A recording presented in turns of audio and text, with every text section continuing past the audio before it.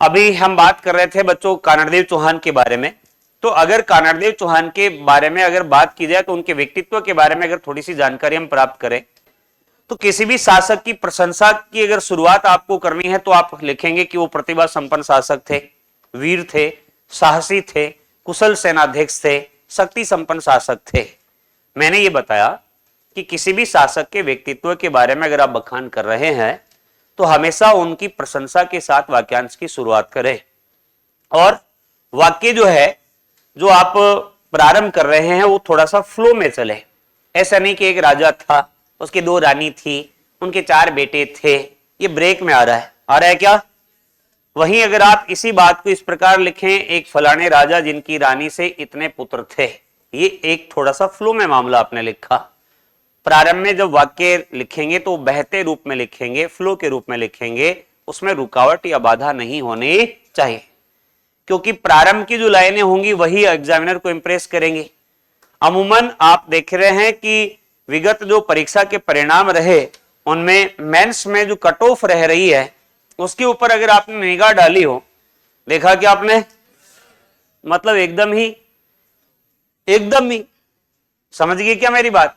ये इसके पीछे एक तो कारण ये है कि जो आजकल के बच्चे वो पढ़ते तो है लेकिन लिखावट पे ज्यादा ध्यान नहीं देते, इसीलिए लिखने की शैली का विकास आपको साथ साथ अवश्य ही करना होगा अगर आरएस बनना है तो। ये बात आप अपने दिमाग में बैठा लेना, नहीं तो कुंभ महाकुंभ में जाना तो कोई दिक्कत ही नहीं है, वो हीरामन तोते की तरह रटते रहो चाहिए। तो मैं आपको ये कह रहा हूं कि अगर हम व्यक्तित्व की बात करेंगे तो प्रारंभ में हम उनकी प्रशंसा करेंगे कि सब प्रतिभा संपन्न शासक थे, चरित्रवान शासक थे, वीर थे, साहसी थे। इन्होंने संकट के समय अपने राज्य की प्रजा और सामंतों का नेतृत्व करते हुए लड़ते हुए वीर गति को प्राप्त होकर ख्याति अर्जित की। किसने? कानड़देव चौहान। हालांकि अलाउद्दीन खिलजी के विरुद्ध युद्ध में क्या होते हैं? पराजित, जिनमें स्वयं कानड़देव का दोष न होकर तत्कालीन समय की परिस्थितियों का दोष था, क्योंकि परिस्थितियां कुछ ऐसे बन गई, राजपूताने में अन्य जो महत्वपूर्ण शासक थे उनका पतन हो चुका था, इसीलिए वे उनके साथ कोई गठबंधन भी स्थापित नहीं कर सके, ना कोई गुजरात के चालुक्यों के साथ गठबंधन स्थापित कर सके। ऐसी परिस्थितियां बनी। उधर जब सिवाना पर आक्रमण हुआ था तो उन्होंने सेना सहायता के लिए नहीं भेजी थी, जिसके कारण सिवाना भी इनके हाथ से निकल चुका था। तो हम ऐसा कह रहे हैं कि हालांकि कानड़देव चौहान को इस युद्ध में पराजित होना पड़ा, जिसमें इनका स्वयं का दोष नहीं बल्कि परिस्थितियों का दोष था, जिन पर स्वयं कानड़देव का कोई नियंत्रण नहीं था। क्लियर है क्या? फिर हम कह सकते हैं कि कानड़देव चौहान के व्यक्तित्व में हमें कुछ कमियां भी नजर आती हैं, जैसे इन्होंने सिवाना में सेना नहीं भेजी और अलाउद्दीन खिलजी के विरुद्ध कोई संगठन बनाने का प्रयास नहीं किया। अंततः एक बार फिर से हम इनकी तारीफ, वैसे तो आपसे कानड़देव चौहान का मूल्यांकन कोई नहीं करवाएगा, अगर जालोर से प्रश्न बनता है तो प्रीलिम्स के दृष्टिकोण से ही बनता है, क्योंकि आगे बहुत सारे कई प्रतापी शासक और लाइन में खड़े हैं अपने सामने। इसीलिए तो 50 शब्द या फिर 15 शब्द में कानड़देव की कोई बात पूछी जा सकती है। कानड़देव प्रबंध की बात हमने की है, वो आपको या फिर जालोर पर आक्रमण का कोई कारण ये पूछा जा सकता है, इसके अलावा नहीं पूछेगा। फिर भी निष्कर्ष जो निकालेंगे अंततः हम ये कहेंगे कि जालोर के सबसे प्रतिभा संपन्न शासक वो हैं जिन्होंने लड़ते हुए वीर गति को प्राप्त करके अपने नाम की अपना नाम इतिहास में अंकित करवा दिया, फिर अपने नाम की ख्याति अर्जित की। मान लीजिए उदाहरण के तौर पर हम बात करें, किसी भी दुर्ग के बारे में कोई बात पूछी जाए, फिर स्थापत्य में योगदान की बात पूछी जाए, जैसे मैं महाराणा कुंभा की बात करूं, मैं कह दूं कि महाराणा कुंभा का स्थापत्य में योगदान लिखिएगा, उल्लेख कीजिए, तब आप ये थोड़ी लिखेंगे लाइन से कि इन्होंने अचलगढ़ का निर्माण करवाया, इन्होंने बसंती दुर्ग का निर्माण करवाया, इन्होंने मचान दुर्ग का निर्माण करवाया, इन्होंने अपने लिए कुंभलगढ़ बनवाया, इन्होंने चित्तौड़गढ़ दुर्ग का वर्तमान स्वरूप का निर्माण करवाया, इन्होंने अपने विजय के उपलक्ष्य में चित्तौड़गढ़ में विजय स्तंभ का निर्माण करवाया ना। अपने को ये बातें नहीं लिखनी होती हैं, हमें ये बात इस प्रकार से प्रकट करनी होती है कि महाराणा कुंभा की स्थापत्य अभिरुचि दुर्ग निर्माण परंपरा द्वारा प्रदर्शित होती है। उन्होंने अपने निज निवास की आवश्यकता की पूर्ति हेतु कुंभलगढ़ तथा अपने सीमावर्ती व राज्य के आंतरिक भागों की सुरक्षा हेतु भी कई दुर्गों का निर्माण करवाया, जैसे 1-2 दुर्ग का उदाहरण लिख दिया और समाप्त बात। आप मेरा भावार्थ समझना कहने का जो कंटेंट आपको लिखाया जा रहा है सेम कॉपी पेस्ट नहीं होता है, उसमें मन के आपके कुछ विचार जो होते हैं, वे विचार कब आएंगे? जब आप लिखना प्रारंभ करेंगे, जब आप सोचेंगे, जब आप अपने मन में विचार करेंगे कि क्या प्रश्न चाह क्या रहा है। तो कंटेंट जो है वो नहीं भी लिखेंगे, दुर्ग के नाम भी नहीं लिखेंगे, तो भी दुर्ग निर्माण परंपरा का जो उद्देश्य रहा वो अगर बता देंगे आप, तो एग्जामिनर राजी है, उसको कोई दिक्कत नहीं है। अब मैं प्रश्न पूछ रहा हूं व्यक्तित्व का मूल्यांकन, जिसमें 1305 का आक्रमण, 1308 का आक्रमण, 1311 का आक्रमण, ये कहां लिखना है अपने को? बिल्कुल भी नहीं लिखना है। तो इसका आंसर कैसे लिखेंगे? फिर नोटबुक में लिखिएगा, प्रश्न लिखो आगे।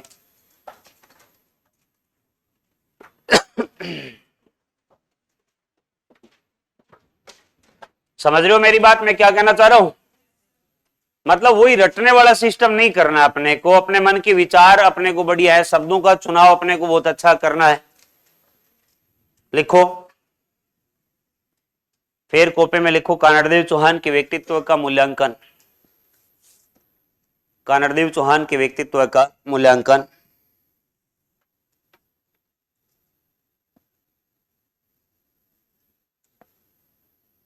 इसमें लिखो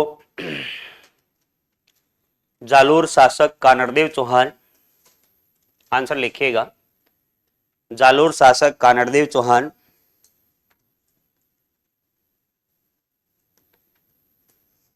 प्रतिभा संपन्न शासक, प्रतिभा संपन्न शासक, कोमा लगा करके लिखेंगे कुशल सेनाध्यक्ष, कुशल सेनाध्यक्ष व चरित्रवान शासक थे, जिन्होंने चरित्रवान शासक थे जिन्होंने संकट के समय, जिन्होंने संकट के समय अपने राज्य की जनता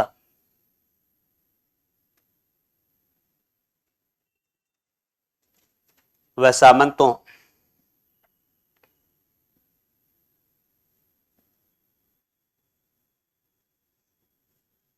जनता व सामंतों को नेतृत्व प्रदान किया तथा सामंतों को नेतृत्व प्रदान किया तथा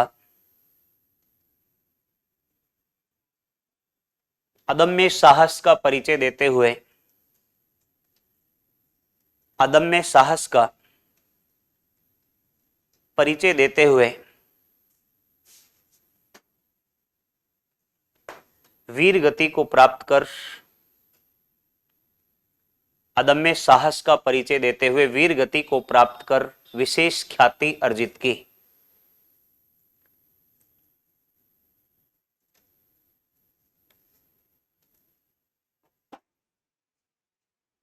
वीर गति को प्राप्त कर विशेष ख्याति अर्जित की, किसने? कानड़देव चौहान ने। इसमें लाइन क्या लिखी है? हमने कुछ नहीं लिखा है, हमने ये लिखा है प्रारंभ में मैंने कहा जी प्रतिभा संपन्न थे, कुशल सेनाध्यक्ष हैं और प्रतिभा संपन्न होने के साथ चरित्रवान भी हैं। फिर मैंने ये बताया कि इन्होंने युद्ध या संकट के समय जब इनके राज्य के ऊपर आक्रमण हुआ उस दौरान की बात हमने की, अपने सामंतों को और जनता का क्या किया है? नेतृत्व है। भाई राजा का यही तो मैन आपके कार्य होता था, अपने यहाँ पर जो भी राजपुताने में शासक थे वे स्वयं को हरावल भाग में रखा करते थे, वे अपने सामंतों के लिए और सेना के लिए मोटिवेशन थे, वे युद्ध या संकट के समय अपने राज्य की सेना का नेतृत्व किया करते थे। अगर आपने जीवन में कभी राणा सांगा का अध्ययन किया है तो यही तो एक राणा सांगा की पराजय का कारण भी बनता है बाबर के विरुद्ध, क्योंकि बाबर पीछे सैनिकों में सुरक्षित था जबकि अपने राणा सांगा सबसे आगे रहकर युद्ध लड़ रहे थे, इसलिए वो क्या हो गए? घायल हो गए। तो युद्ध में वीर गति को प्राप्त होने या घायल होने के चांस यहाँ के शासकों के ज्यादा रहते थे। क्यों? वे पीछे की ओर नहीं रहते थे, वे स्वयं आगे रहकर नेतृत्व करते थे। तो यहां पर हमने एक यही बात लिखी है कि अपने राज्य की जनता और सामंतों को नेतृत्व प्रदान किया और वीर गति को प्राप्त हुए और विशेष ख्याति अर्जित की। विशेष ख्याति अर्जित की, इसीलिए हम उन व्यक्तित्व की उनके बारे में आज हम क्या कर रहे हैं? चर्चा कर रहे हैं, हाँ या ना? अरे बोलिए। एक बात मैंने और बताई, मैंने ये कहा कि हालांकि अलाउद्दीन खिलजी के विरुद्ध हुए इस युद्ध में इन्हें पराजय का सामना करना पड़ा, परंतु उस पराजय में उनका दोष ना होकर परिस्थितियों का दोष था, ऐसी परिस्थितियां वहां पर ऐसी बन चुकी थी जिनके ऊपर इनका कोई नियंत्रण नहीं था। लिखेंगे, लाइन बदल के लिखिएगा, बीच में से स्टार्ट कीजिएगा। हालांकि अलाउद्दीन खिलजी के विरुद्ध हुए युद्ध में, हालांकि अलाउद्दीन खिलजी के विरुद्ध हुए युद्ध में इन्हें पराजय का सामना करना पड़ा, जिसमें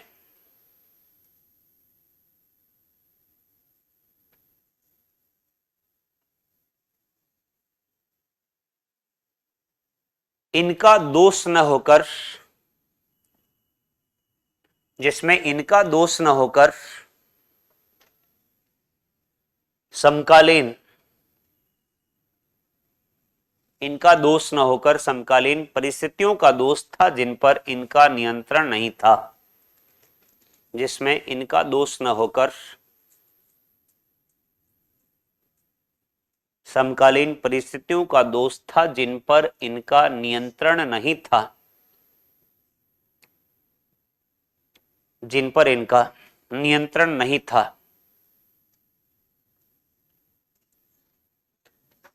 फिर आगे मैंने आपको यह बताया था कि व्यक्तित्व के मूल्यांकन के दौरान आप एक दो नेगेटिव बात जो नजर आए आपको वो भी लिखेंगे।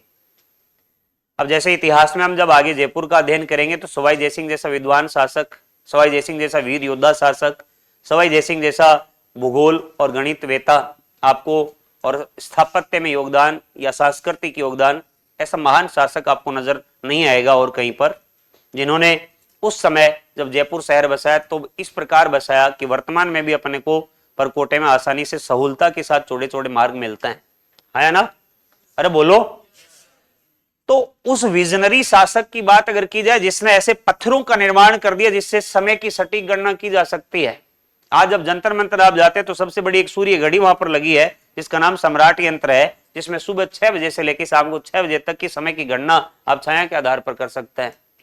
तो कल्पना कीजिए उस आदमी को कितनी साइंस की जानकारी थी, ज्योतिष की कितनी जानकारी थी, ग्रह नक्षत्रों की कितनी जानकारी थी, कि मात्र पत्थरों से वे ग्रह नक्षत्रों की, मौसम की, साथ ही साथ आपके राशियों की सटीक जानकारी उपलब्ध करवा देते थे। तो हम ऐसा कह रहे हैं कि सवाई जयसिंह जैसे व्यक्तित्व का जब हम अध्ययन करते हैं तो सवाई जयसिंह के भी व्यक्तित्व में हमें कुछ कमियां नजर आती हैं। वे एक ऐसा कदम उठाएंगे जिसके कारण जयपुर में उत्तराधिकार युद्ध होगा उनके पुत्रों के मध्य, ईश्वरी सिंह और माधो सिंह के मध्य। उन्हीं की एक छोटी सी गलती के कारण मराठे बूंदी में आंतरिक रूप से हस्तक्षेप करेंगे। तो मेरा कहने का मतलब यह है कि हर किसी व्यक्तित्व में नकारात्मक बिंदु होते हैं, नकारात्मकता होती है, कुछ कमियां होती हैं, पूर्णता किसी में नहीं होती है ना? जब भी किसी भी बात को अभिव्यक्त करें, या तो अभिव्यक्त करें नहीं करे तो उस बात को पूरा नपा तुला जवाब दे। ये अभी से आप करना प्रारंभ कर दो, ये आपके आगे काम आएगा। समझ गए क्या मेरी बात? या तो आंसर ही मत दो कि साहब सॉरी मुझे नहीं पता है, मुझे इसके बारे में जानकारी नहीं है, या फिर जब आपने बात शुरू ही कर दी है तो आपको पूर्णता के साथ, सटीकता के साथ उस बात को समाप्त करना है। सिवाना पर हुए अलाउद्दीन के आक्रमण के समय कानड़देव ने शीतलदेव की सहायता नहीं की। तो ये बोलो, पूर्णता के साथ बोलो, आपको पता तो है, जानकारी तो है इस बात की, तो फिर सिवाना बोल करके क्यों रुक रहे हो? दूसरा, अलाउद्दीन खिलजी के विरुद्ध इन्होंने कोई संगठन बनाने का प्रयास नहीं किया। अरे है ना? लिखेंगे आगे, लाइन बदल के लिखिएगा। कानड़देव चौहान के व्यक्तित्व में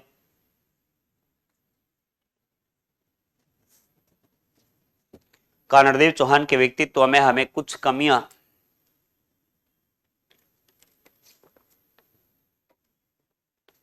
कमियां भी नजर आती हैं। जैसे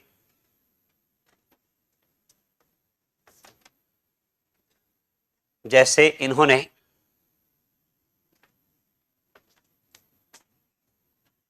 अलाउद्दीन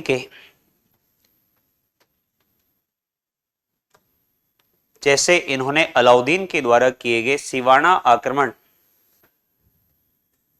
अलाउद्दीन के द्वारा किए गए सिवाना आक्रमण के समय, अलाउद्दीन के द्वारा किए गए सिवाना आक्रमण के समय शीतल देव को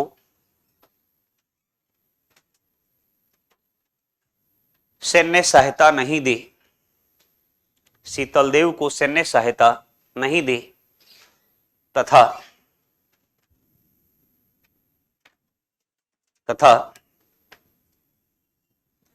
अलाउद्दीन जैसे शत्रु के विरुद्ध, अलाउद्दीन जैसे शत्रु के विरुद्ध कोई संगठन बनाने का प्रयास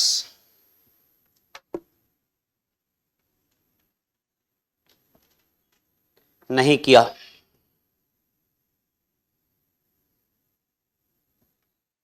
संगठन बनाने का प्रयास नहीं किया। किसने? कानड़देव चौहान ने। लेकिन निष्कर्ष क्या निकालेंगे आप? अंततः पॉजिटिव निष्कर्ष आपको निकालना है। ये कहना है कि अंततः हम कह सकते हैं कानड़देव चौहान ने अपने राज्य की रक्षार्थ अपना सर्वस्व न्यौछावर कर दिया, है ना? अरे बोलिए। और अपना बलिदान देकर राजस्थान के महत्वपूर्ण शासकों में अपना नाम अंकित करवा दिया। किसने? कानड़देव चौहान। अर्थात हम ऐसा कह सकते हैं कि राजस्थान के अग्रणी शासकों में से एक थे। कौन? कानड़देव चौहान, जो जालोर के सबसे प्रतापी शासक हुए। लिखेंगे अंततः हम कह सकते हैं, अंततः हम कह सकते हैं कि कानड़देव चौहान ने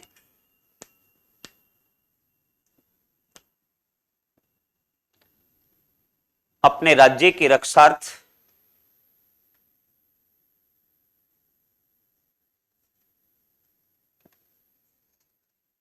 कानड़देव चौहान ने अपने राज्य के रक्षार्थ अपना सर्वस्व न्यौछावर कर दिया। अपने राज्य के रक्षार्थ अपना सर्वस्व न्यौछावर कर दिया।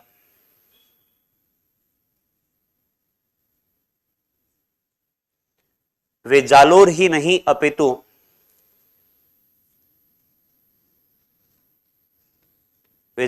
नहीं अपितु राजस्थान के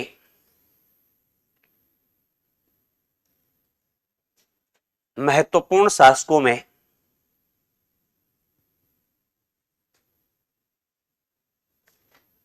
अग्रणी शासक थे। जालोर ही नहीं अपितु राजस्थान के महत्वपूर्ण शासकों में अग्रणी शासक थे। कौन? कानड़देव चौहान। इसमें हमने कहीं भी 1305 के आक्रमण की चर्चा नहीं की है, हमने कहीं भी 1308 की चर्चा नहीं की है, हमने कहीं भी 1311 की चर्चा नहीं की है, हमने ना ही कोई दया बीका के विश्वासघात की बात लिखी है, ना ही कोई भांडेलाव तालाब की बात हुई है, बल्कि हमने चर्चा की है व्यक्तित्व की। किसके व्यक्तित्व की? कानड़देव चौहान। अब एग्जाम की तैयारी को और बेहतर करने के लिए हमारे चैनल को लाइक, शेयर और सब्सक्राइब करना ना भूलें।